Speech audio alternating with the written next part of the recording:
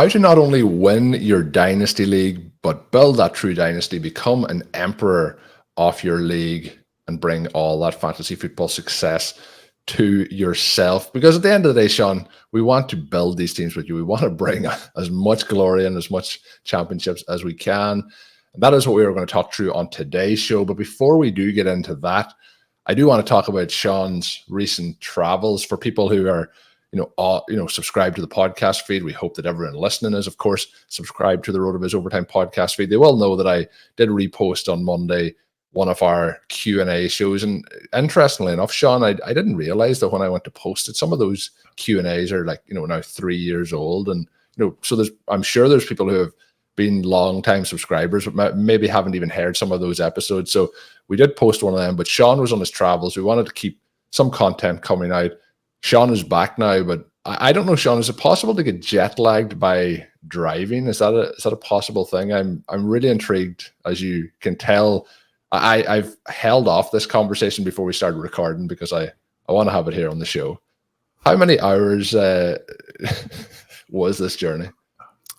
So the drive out was about 16, and I lost 2 hours going from Tucson to Oklahoma City. So even leaving here first thing in the morning, I did get in the middle of the night. Coming back was a little bit of a different story, and it did remind me of actually a tennis trip that our team took when I was a freshman, and we drove down to Florida in this van. And we were joking the way down, which wasn't super pleasant, that we may get there, but we were never going to get back. And it was the coming back was tricky because I decided, I'd gone down to visit a close college friend there because that's where the Division I NCAA men's tennis championships were being held, and the University of Arizona was fantastic this year. And I won't go into the whole backstory. I'm assuming most listeners are not that interested in that, but the takeaway was Arizona got massively robbed by the NCAA tournament committee. They didn't get a top 8 seed. They did lose the 8-9 matchup, deep in the third set of the final match. Lost 4-3. The team that they beat then lost 4-3 and actually had a tie break to win against the number 1 seed in the round 8, a team that they had beaten. Lost 4-3 late in the third set of the final match in the national championship match. The main thing here, obviously, people are probably getting a sense of, is the top 10 teams were all very good. We wanted to go that. We did go to a bunch of matches in the quarters, the semis, the finals. My friend is a lot better than I am. And I've been raving to him about the level of this tennis for months now, and he was still blown away. So that is pretty cool for the real tennis nerds out there. I mean, most of these guys in the top half of these championship level teams are up at the 14 UTR level. It was extraordinary tennis. So that part was very fun. And then on the return trip on Monday, I decided that since they were going to be playing there, the 2 Arizona players who had qualified for the singles, I was going to go back over to Stillwater, which is about an hour the wrong direction. I watched them play their matches, 1-1, 1 loss. I actually got to chat with Jay Friend, the number 2 player from Arizona, for a minute or two, immediately following his match, and he was just the coolest dude in the world. To go, see a fan wearing some Arizona stuff and chat with them minutes after what had to be a devastating loss. I mean, I loved him before, obviously. I couldn't speak more highly of the character and all that afterward. But so then, Colm, I've got an hour the wrong direction and have to figure out a way to get back. And so I drove the rest of that day, went and brushed my teeth at a gas station, put the seat back for a second, slept all the way through the night, woke back up in the morning, continued on, and got back here on Tuesday evening. So I was in the car for a good 24 hours straight. And yeah, when I did get back, it still felt like Oklahoma City time. Went to bed pretty early last night, so that's the jet lag area. When you change a couple of time zones and are tired, we'll see how I do today. But I'm pretty fired up for the fantasy football, so I think this is going to be a good show. Yeah, so we'll have a fun show. I guess the key to all that is, you know, I assume it was all worth it in the end to have those experiences. And there is things that we put our bodies through, particularly when it comes to travel, whether it be on planes, trains, automobiles, whatever way it tends to be. And, you know, I've done it in different times in the past, and it really does take a few days. And as you get older, it can take a week in some cases. But yeah, it's about getting those, you know, experiences, and you know, hopefully it's all fun at the end of the day. But Shawn, we are going to talk what the people are here for, and that is for fantasy football content. So we're going to get into some listener questions at this particular point, and I've paired these together because, interestingly enough, something that we've touched on, you know, in the last couple of weeks is with the FFPC setting up some of the new league formats over there. People talking about whether it's over there or in the leagues that they have, where it's kind of set up where you win.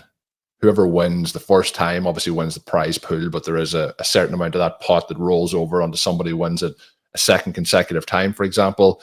So the first one is coming in from Patrick, and it's around, he won the league last year, and basically what he's wondering is, you know, should he bother to perpetually reload, or should he go all in to try and win it? So Patrick does say some very kind things at the start. We do appreciate those as things kick off, but he's curious about our thoughts on how to attack this type of league, as he doesn't think we've heard us discuss this on the show before. And that's what we like to, you know, have topics that we maybe have, you know, not had a chance to dive into or skipped over. But it is also, I guess, all fantasy is niche, but this leads into a little bit more of a niche area. He said he's in an Empire League, Superflex, no tight end premium, where 50% of the pot rolls over till somebody wins it 2 years in a row. So it's not even in this case about winning it a second time. It is those 2 years in a row. He won the first season. Do I still try and perpetually reload, or go all in to win it this season? He said he has picked 10 in the draft and really wants Xavier Worthy. So I guess we're not going to hear Shawn argue too much about that if we can get him. I was offered the 108 for Ayuk and the 410. Should I accept it, or should I wait and see if Worthy is there? He said if it's Drake, May, or Bowers, should he still accept?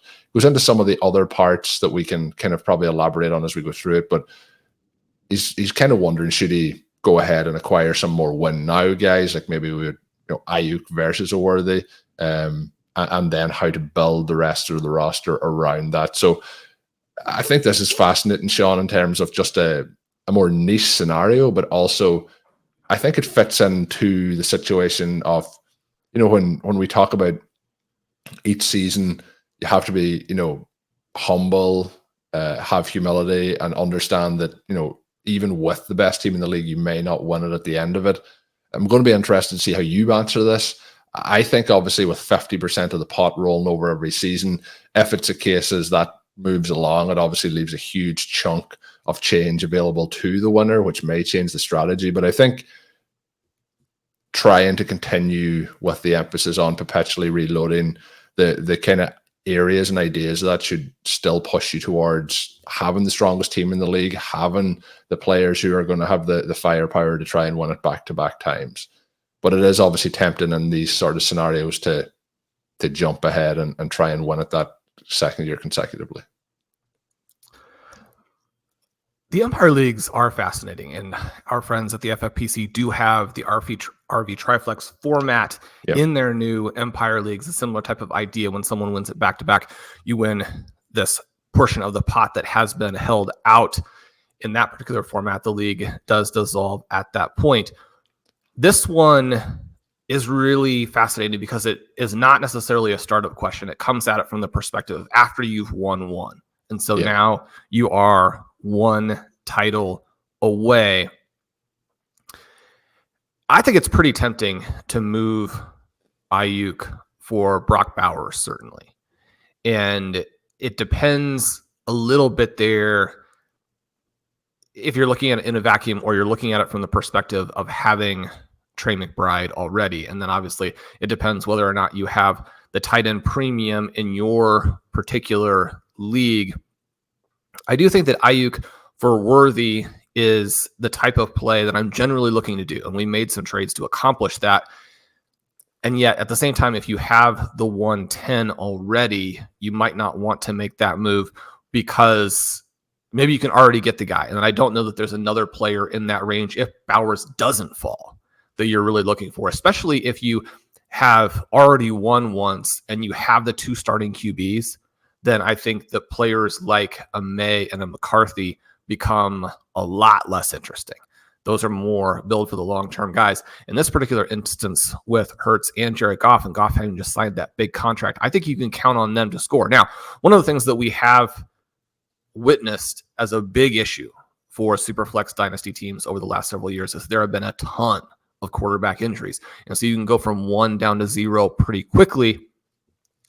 It's probably an instance where you're looking to add the lesser guys. I don't know that the lesser players who are particularly on this team are the ones that you want to have, but you're going to be looking at ways that you can protect yourself against those types of injuries, perhaps as opposed to using the ammunition to build more depth at QB. Because the thing that we're looking at here is how can we stay young but get as much of the overall value of the roster into the starting lineup? That would be the way that we can balance the 2 objectives here, right? We want to win now, but we want to keep the team viable for the long term. And the way to do that would be to force as much into the starting lineup, maybe consolidate a little, but as you're consolidating, stay as young as you possibly can and push that value into the starting lineup. One of the issues that you have in these Empire Leagues is that it is very difficult to win back-to-back. And one of the things that you have to kind of monitor is what other teams might be in the mix to run off a couple of victories in a row. And that's certainly not the case here, since again, this is, after you've won one. But in the startup, if there are teams that are going all in to win right away, they're trying to profit from this ability to win maybe the first 2 years, some of it you just can't control and you don't want to worry about too much because randomness is probably going to take one of those veteran heavy teams out anyway. But you want to manage your roster, you want to look to some of these other teams. It's very tempting to go all in to win now when you've won one in this particular format. But we want to be aware of how that pot is going to get bigger and bigger. And winning 2 in a row several years from now is more valuable than winning 2 in a row now. Yeah. Right. And so when you think about how randomness can hurt you in any given year and reduce your chances to win, even if you have the best team, and you look at the value of that pot down the line, it is certainly something where we want to make sure that perpetual reloading is still an element of it, even if we tweak it slightly to be more consolidated, be more starting lineup heavy than we might if we weren't worried about that element. Yeah, and the absolute key, I think, is that you don't want to, swing too much in the opposite direction where you don't win it this year and then all of a sudden you're like, well, I may never win this again. So, finding that balance in the middle. But I think Shawn summed it up pretty perfectly there. The next question comes in from Mackenzie, and he's looking to become an emperor. This is not an Empire League, but he has recently completed a auction startup draft. And I am seeing, Shawn, more and more people interested with questions about auctions and playing in auctions. And I actually did a auction draft yesterday as I record this on Wednesday for part of the NBC Sports draft guide that will be coming out. But some of the different names around the industry, we may even talk about that on next week's show with, people always looking for auction stuff. And if I do an auction draft, I think we probably should get that on the podcast. But this particular one has, Triflex style starting rosters, Triflex adjacent scoring.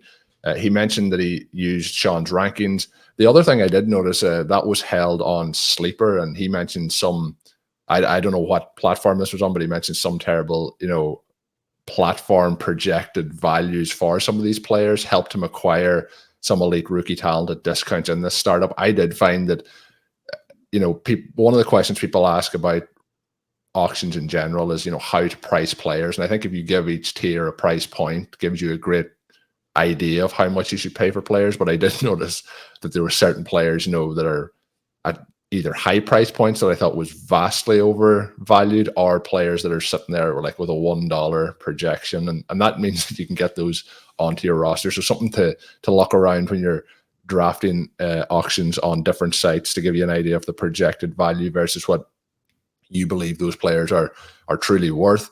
But he ends up with quarterbacks being Jaden Daniels, Drake May, Justin Fields, Drew Lock.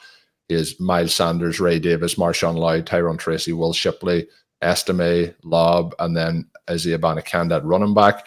Then we have Justin Jefferson, Malik Nabers, Rashee Rice, Ladd McConkey, Jameson Williams, Joshua Palmer, Jalen McMillan, Cowing, Jalen Tolbert, A.T. Perry, and Johnny Wilson. Tight end, Brock Bowers, Kyle Pitts, Noah Fant.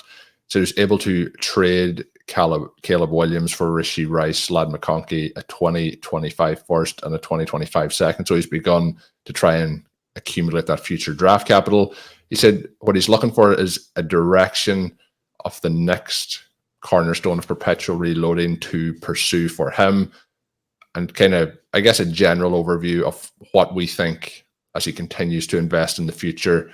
How can he become an emperor in this league, even though it doesn't have the same kind of prize structure as we talked about in the last one? But Shawn, the prize structure, if you think about it, in a regular league, you get 100. You don't get 100% of the pot, but 100% of the pot is there, and then it's split between the first, second, and third, for example. The other one, there was only 50% of the pot going to the winner if you only won it one time. So, there's obviously the advantages here too. But I think first things first, Mackenzie has done an absolutely superb job with young talent on this team. But I think the key, he may have found himself a kind of a way to supercharge. When we talk about trading back in those startups, Shawn, when you know what spot you're picking from and what draft capital you have. But in the auction startup, when it's a certain amount of dollars that you have to pay to build that team, knowing where maybe some of the mispriced players are on certain platforms can allow you to acquire a squad that has a lot of young players, and then a number of superstars with the likes of Justin Jefferson on it as well.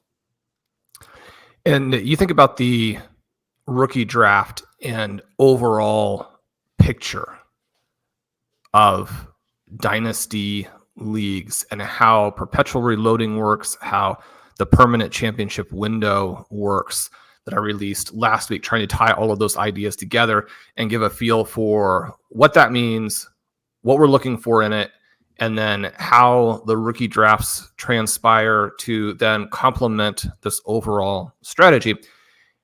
And the things that I was talking about there would be having that foundation QB, having the difference-making running back, having this deep pool of wide receivers, all of whom can give you an advantage in the starting lineup, and then having sort of multiple MVPs at tight end. And you look at this roster here right from the startup, where certainly you're going to be trying to take advantage of whatever the exploitable opportunities are in your particular draft. And as you mentioned, Mackenzie's done a great job with that. But almost all of those objectives are still met right away, right? So you have the foundation QB, maybe several of them. You've got 3 different guys there who could end up giving you elite hybrid value, even if in the short term there are questions about 2024. You have this fantastic depth at wide receiver. Anytime that you're looking at a roster that starts out with Justin Jefferson and Malik Nabers, it just kind of gives you tingles, right? I mean, that's very, very exciting. And then when you have Bowers and Pitts as the tight ends there, you have that multiple MVP type of build. So as you're trying to get more depth and be able to then do more things with this roster, you love how you have now the 2 2025 first, the 2 2025 seconds. The thing that would be tempting to do here, if you have your own pick, right? One of the things that you can do when you've made the decision to sort of punt running back in the startup, and you've selected young quarterbacks. So we don't know what Daniels is going to do. We don't know if May is going to start. We certainly don't know if Fields is going to start, although really like him. Pete and I drafted him this week on the Best Ball Banana Stand. Anybody who is interested in that and kind of what the circumstances were that led us to that pick, make sure you check over there and subscribe to that feed if you could.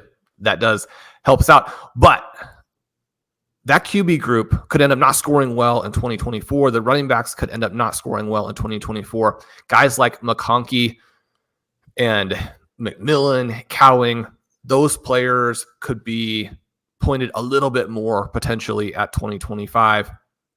So maybe the starting lineup is not yet ready to win.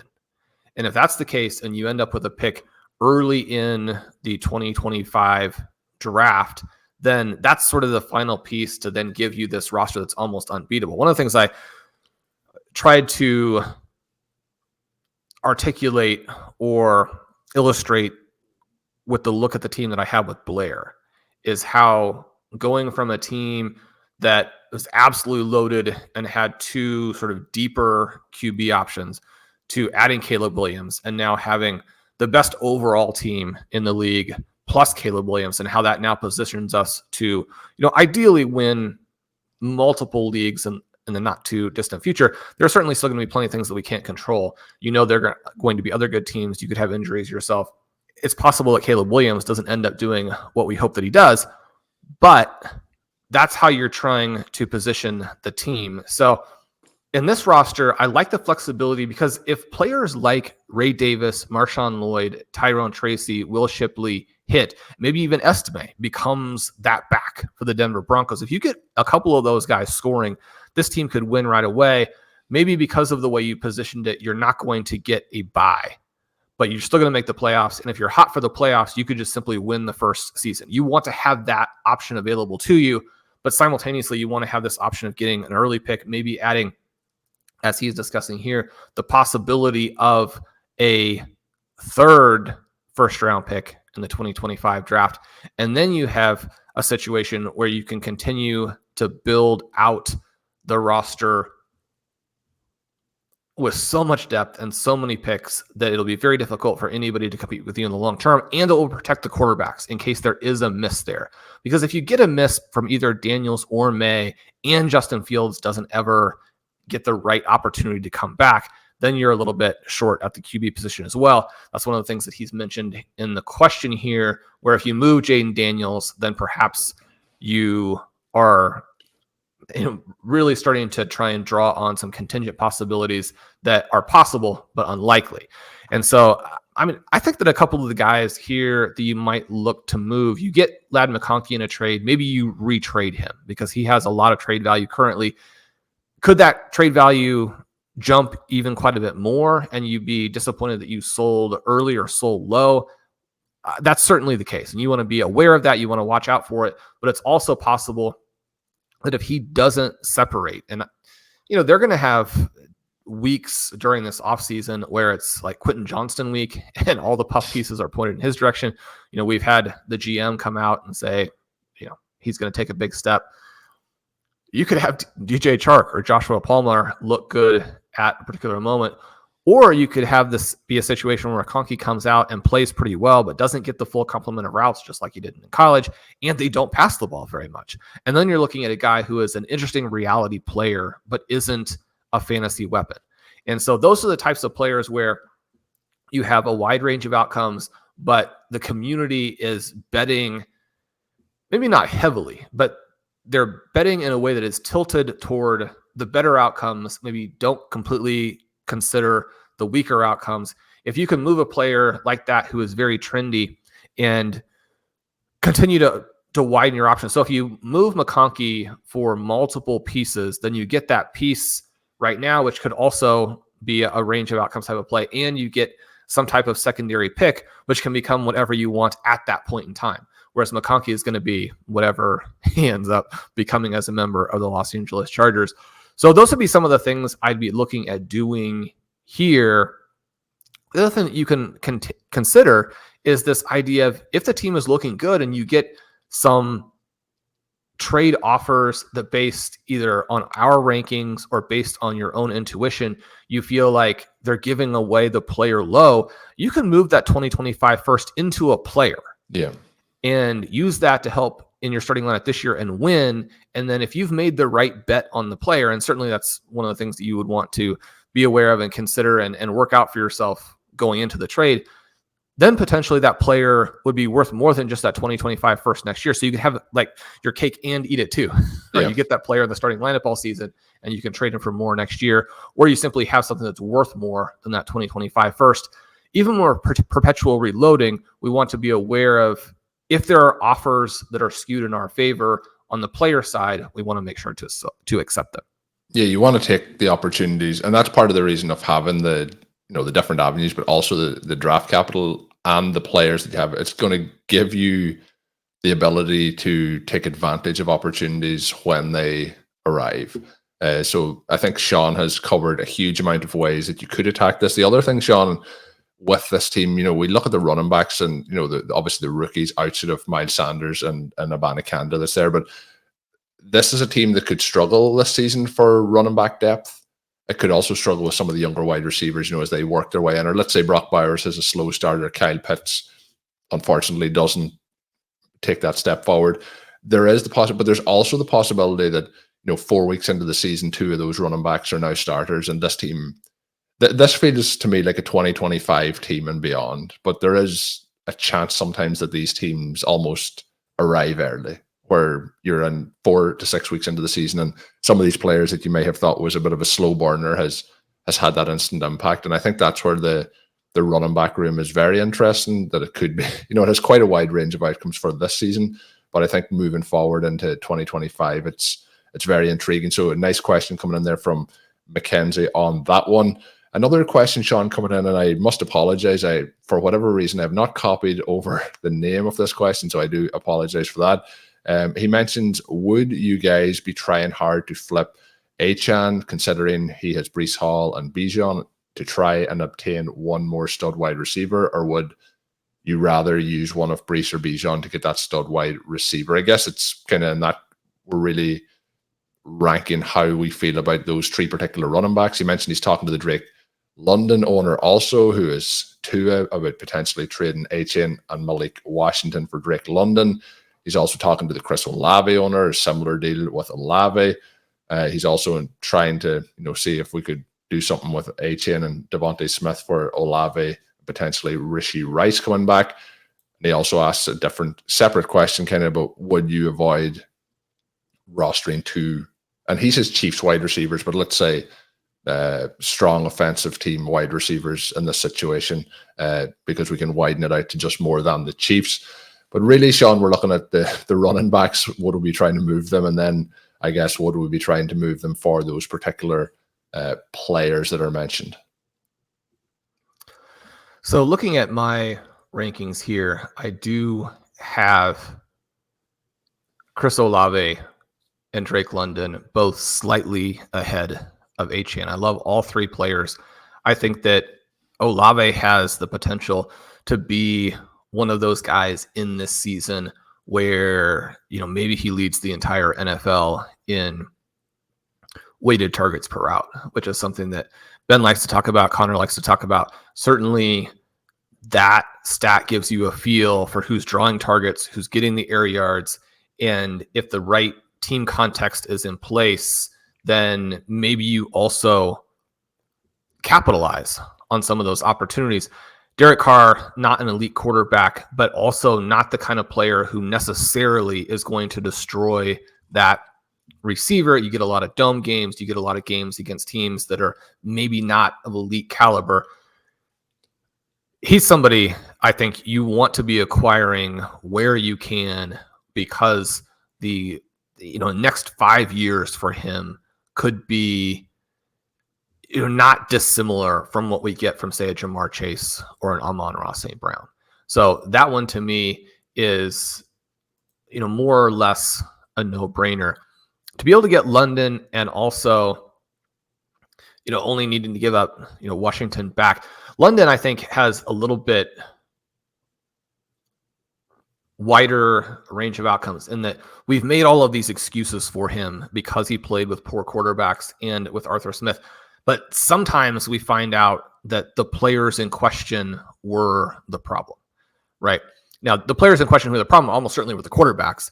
And if you look at some of these stats, like the ability to draw targets on a more limited share, one of the reasons that it seemed very possible that London and Pitts would break out in a big way in 2023 is that their per route numbers from 2022, even though the overall production wasn't there, those numbers were extraordinary. Well, it's going to be a little bit easier in some cases to do that if the context almost requires it to happen if you're good at all. And I think that the basic idea that Drake London is above players like Treylon Burks and Quentin Johnston, there's not much question about that. Is he worthy of where I have him at wide receiver 10? Is he worthy of the status that he has in redraft this season? I think that's a lot more up in the air. And the Falcons have made enough questionable moves that we want to be aware of the fact that they may not have fixed all of their problems by simply getting rid of Arthur Smith, and that Arthur Smith did some impressive things before coming to the Falcons that he wasn't able to replicate. Again, maybe it's more on the players than the coach, at least in some of the circumstances there. Shawn, if it's not Arthur Smith's fault, what are we going to talk about? Well, I mean, we're going to be disappointed that Drake London and Kyle Pitts are not stars. I mean, we have more invested in the Kyle Pitts narrative than the Drake London side of it. I mean, Pitts has also had some injury issues. The effort last season, I didn't think was particularly strong. So while I'm back on board the Pitts hype train, if that ends up derailing again this season, it won't be shocking because there is evidence to suggest that he is part of the problem. Yeah. And so we want to be willing to accept the data in both directions, the information that we have, because once you start cherry picking and only looking at the elements that you either fit a previous thesis or fit where you are emotionally, then you're going to make a lot of mistakes in fantasy football. But the positional value of someone like a Drake London is so extreme compared to an Achane. One of the things with Achane is that, I mean, he may be the most dynamic running back in the NFL, but someone like a Jalen Wright replicates so many of the things that he does. And the performance last season was so extraordinary that we want to understand how difficult it will be for him to do any of those things again. Yeah. Even as we chase efficiency, right? We want to be able to understand that both you want to chase the efficient players, something that Blair has written about on the site extensively over, a long timeline, but also understand that there can be situations where the efficiency is so extreme and the context remains so questionable that if you can move out of a guy and manage some of your risk, that you want to do that. And you think about the difference in situation between Gibbs and Achane, where Gibbs will almost certainly see a big boost in workload this season. And though unbelievably electric last year, probably from an efficiency perspective, when you look at fantasy points over expectation, that type of thing, he could hold on or even add a little bit if a few random big plays fall in his direction. It's going to be much more difficult for Achane to do that. So Gibbs a little bit more expensive. Obviously, they're not the equivalent guys from that perspective, but there's a reason that Gibbs is more expensive and probably still a buy at his price, where Achane, even though I have him aggressively ranked, I mean, I've got him ahead of guys like AJ Brown and Tyreek Hill, right? And again, it's Dynasty, so those guys are a little bit older, but that's where I'm placing them and how I would be looking at a trade with him there. I do think that if you have those two superstar running backs, the two guys I have ranked as the 11th and 12th best players in Dynasty, even in Superflex with Hall and Robinson, that you can probably afford to get off of the running back here. Awesome stuff. And again, apologies for the anonymous question, I guess we'll call it, Shawn. But thanks to everyone who sent in questions for today's show. Appreciate people, sharing what they're thinking about, what they would like to hear discussed on the podcast. We also, Shawn, will be having some of the RotoViz Overtime Listener Leagues coming up. I have had a lot of interest in those. We'll be trying to set them up. There is, I think, over 30 names in the hat at the moment to see who gets drawn out to draft against myself and Shawn. So we may have to do a couple of those in the next month or so to get people involved in them. If you are interested, final calls for the next set of drafts coming in now. So send them my way on Twitter at Overtime Ireland or emailed across at rotovizradio@gmail.com. You can sign up over at rotoviz.com, get access to all the content and tools, all of Shawn's content, Blair, Curtis, the whole team, and of course, all the great tools to help you draft no matter what format you're playing in. If you use the code RBRadio2024 at checkout, you'll get yourself a 10% discount off a 1-year RotoViz NFL pass, and that gets you access to everything that I just mentioned. But we will be back on Friday with another show, so be sure to, as always, subscribe to the feed. Get them once they are available. My name is Colm Kelly. You can follow me on Twitter at Overtime Ireland. My co-host is Shawn Siegele. Check out all of Shawn's work on rotoviz.com. And until next time, have a good one.